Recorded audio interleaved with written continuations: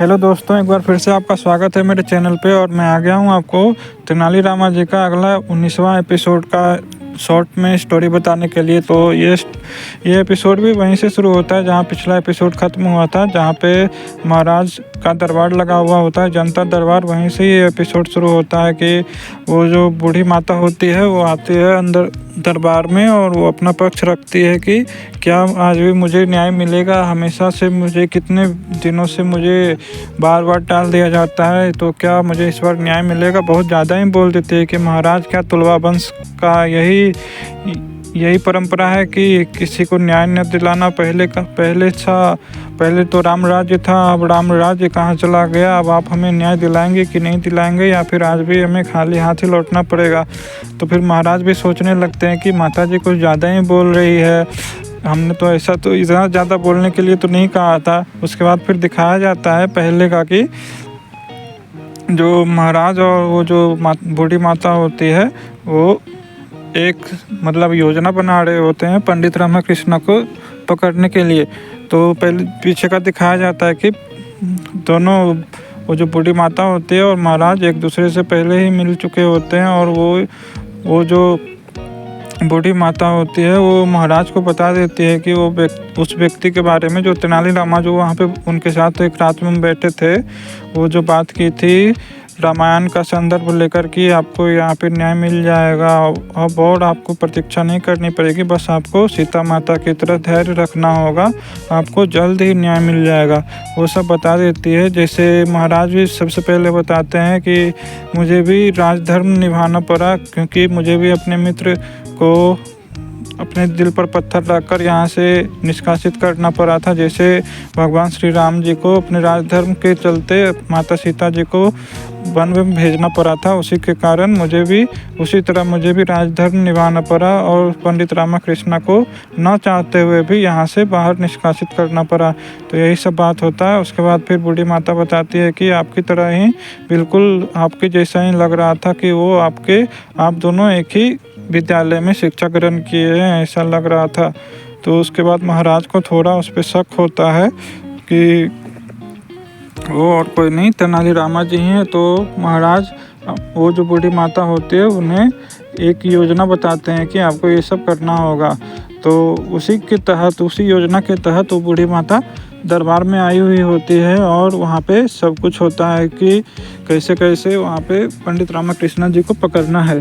तो वहाँ पे जो बूढ़ी माता आती है अपनी समस्या लेकर, तो महाराज भी योजना के तहत ही सभी दरबारियों को बोल देते हैं कि आपको 24 घंटे का समय दिया जा रहा है। अगर 24 घंटे के अंदर आपने इस बूढ़ी माता का समस्या का समाधान नहीं किया तो आप सभी को निष्कासित कर दिया जाएगा। और ख़ासकर गुरुवर को बोलते हैं, क्योंकि पंडित रामाकृष्ण गुरुवर के यहाँ ही भूत बनकर रह रहे हैं, तो उन्हें गुरुवर को ही बोलते हैं कि खासकर गुरुवर आप हमसे कोई भी क्षमा या प्रार्थना का ये कोई आशा नहीं रखिएगा, क्योंकि न्याय सभी के लिए एक होता है। जैसे पंडित रामाकृष्ण को निष्कासित किया गया बिना पक्षपात के, उसी तरह आपको भी निष्कासित कर दिया जाएगा और कोई भी बख्शा नहीं जाएगा अगर इस बूढ़ी माता का समस्या का समाधान नहीं निकला तो। उसके बाद फिर महाराज वहाँ से चले आते हैं नीचे और फिर से गुरुवर को बोलते हैं कि मात्र 24 घंटा है आपके पास, जल्दी से समाधान निकालिए। और फिर उधर महामंत्री जी का दिखाया जाता है कि महामंत्री जी मन में सोच रहे होते हैं कि अच्छा चाल चलिए महाराज ने पंडित रामाकृष्ण को पकड़ने के लिए। उसके बाद फिर महाराज भी मंत्री जी को देखकर सोचते हैं कि अगर पंडित रामाकृष्ण निकले भूत बनकर, जो वहाँ गुरुवर के यहाँ रह रहे हैं, अगर वो पंडित रामाकृष्ण निकले तो आपके लिए अच्छा नहीं होगा मंत्रीवर। और वहाँ से फिर महाराज आगे निकल जाते हैं। उसके बाद फिर वहाँ पे दरबार समाप्त हो जाता है। उसके बाद फिर यहाँ दिखाया जाता है तथाचार्य के घर पे पंडित रामाकृष्ण, और वहाँ पे धनी मनी दरबार से आकर पंडित रामाकृष्ण को सब कुछ बता देते हैं कि वहाँ पे क्या हुआ है दरबार में, कि अगर आपने तथाचार्य जी का हेल्प नहीं किया तो तथाचार्य को भी, गुरुवर को भी मतलब भूत बना देंगे महाराज 24 घंटा के अंदर ही अंदर। उसी समय पंडित रामाकृष्ण को एक योजना सूझती है कि अब तो मैं तो उनकी सहायता कर दूंगा, लेकिन उससे पहले उन्हें मुझे मेरी सहायता करनी होगी, उनकी सच्चाई मुझे बाहर निकालनी ही होगी। उसके बाद फिर वो लोग योजना बनाते हैं गुरुवर को और डराने का, ताकि वो अपना सच उगल दें कि पंडित रामाकृष्ण को कैसे धोखा दिए, कैसे योजना बनाए थे उनको यहाँ से निष्कासित करने का। उसके बाद फिर उन चारों बच्चों का दिखाया जाता है कि वो लोग तेनाली रामा जी के पुराने घर के सामने खड़े हैं और वो सोच रहे हैं कि उन गुंटूर वालों को ठग बनाने का, और इतना ठग बनाने का क्या हम लोग अच्छा कर रहे हैं या नहीं। तो सब लोग को लगता है कि हाँ ठीक है अच्छा ही कर रहे हैं। तो वो लोग उन गुंटूर वालों को जो घर का पता बताया था वो तेनाली रामा का ही पुराना वाला घर था, जो अब खंडहर हो चुका है। पूरा बहुत ख़राब घर रहा है वो, लग रहा है वो। तो वो लोग दोनों वहाँ आते हैं और फिर वो लोग दोनों वो घर देखकर वापस जाने लगते हैं कि इस घर से अच्छा तो एक नया घर ले लेंगे। इस घर में जितने खर्चा लगेगा मरम्मत का, उससे उतना खर्चा में तो एक नया घर आ जाएगा। तो उसके बाद फिर सभी लोग उन चारों बच्चों अपना पूरा प्रयास करते हैं उनको मनाने का कि वो मान जाए और इसी घर में रह ले और इसी घर को ले ले। तो लेकिन वो बच्चे सफल नहीं हो पाते हैं। वो सामने जो पहले से ही ठग रहता है, तो बहुत ही सोच समझकर चालें चलता है। और जैसे ही वो मान जाता है, स्टार्टिंग में वो मान जाता है कि ठीक है हम यहाँ रह लेंगे, अपनी मौसी को बुलाओ, यहाँ पे लिखा पढ़ी का कागज़ का काम कर लेते हैं। तो फिर सभी बच्चे शौक हो जाते हैं कि मौसी तो है नहीं, हम यहाँ पे अभी लिखा पढ़ी बाद में कर लेंगे, आप पहले यहाँ रह लो। और वो सौगंध ले लेता है अपनी पत्नी का कि ठीक है हम यहाँ से मुकरेंगे नहीं, हम अपनी बात से नहीं मुकरेंगे, आप अपनी मौसी को लेकर आओ। उसके बाद फिर वो लोग बच्चे सोचने लगते हैं, डर जाते हैं कि कहीं ये मना ना कर दे, डर से मतलब यहाँ से चला ना जाए। तो सभी बच्चे को फिर उन दोनों को शक हो जाता है कि ये बच्चे झूठ बोल रहे हैं और फिर वो लोग यहाँ पे मना कर देता है रहने के लिए।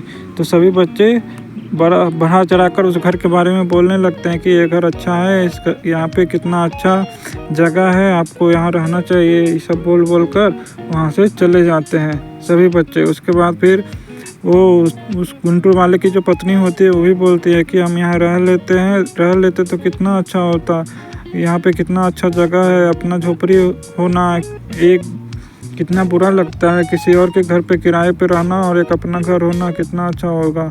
यही सब बातचीत करते हैं। उसके बाद फिर इधर तथाचार्य घर वापस आता है, तो वो पूरा डरा हुआ होता है। तो पंडित रामाकृष्ण पूरा एकदम तैयार रहते हैं तथाचार्य को डराने के लिए कि इस बार डर के तो वो पक्का सच बोल देंगे और मेरा काम हो जाएगा। उसके बाद फिर तथाचार्य जैसे ही घर में घुसने के एकदम डर के घुसने का कोशिश करता है, तो पंडित रामाकृष्ण का ख्याल आ जाता है उसको कि वो भूत अंदर बैठे हुए हैं, तो वो अंदर नहीं जा पाता है। फिर वापस 2-3 बार अंदर गेट पर जाकर वापस आ जाता है। अंदर से आवाज़ आता है कर का, जो कुर्सी पे बैठे हुए हैं वो आवाज़ पूरा कर रहा है। तो वही आवाज़ सुनकर गुरुवर डर जाते हैं, तो अंदर जा ही नहीं पाते हैं। तो फिर तेनाली रामा सोचते हैं कि अगर ये अंदर नहीं आएंगे तो मेरा तो प्लान ही पूरा चौपट हो जाएगा। तो फिर धनी मनी को बुलाकर पंडित रामाकृष्ण एक अलग प्लान बनाते हैं कि आप दोनों भूत बन के इनको डराओ, तो वो जरूर अंदर आ जाएंगे। तो अगले एपिसोड में यही दिखाया जाएगा कि धनी मनी बाहर से ही भूत बन के इनको डरा रहे हैं तथाचार्य को। और यही सब बाहर से डरकर तथाचार्य यही सोचता है कि अब तो अंदर जाना ही होगा, अगर महाराज के प्रकोप से बचना है तो अंदर जाकर पंडित रामाकृष्ण से मदद मांगनी ही होगी। तो देखते हैं कि अगले एपिसोड में क्या होता है और गुरुवर महाराज की चुनौती पूरा कर पाते हैं या नहीं, या फिर उन्हें भी महाराज निष्कासित कर देंगे। या फिर अगर चुनौती पूरी कर लेते हैं तो क्या तेनाली रामा जी बच पाएंगे, या फिर उनका सच सबके सामने आ जाएगा। अगर उनका सच सबके सामने आ जाएगा तो महामंत्री जी का क्या होगा, क्योंकि वो सच छुपा रहे हैं महाराज से। तो ये सब जानने के लिए आपको बने रहना होगा मेरे साथ। और वीडियो अगर अच्छा लगा होगा तो वीडियो को लाइक और शेयर करें, चैनल को सब्सक्राइब करना ना भूलें और हमेशा हंसते खेलते रहें। अगले एपिसोड तक अपने परिवार का ख्याल रखें।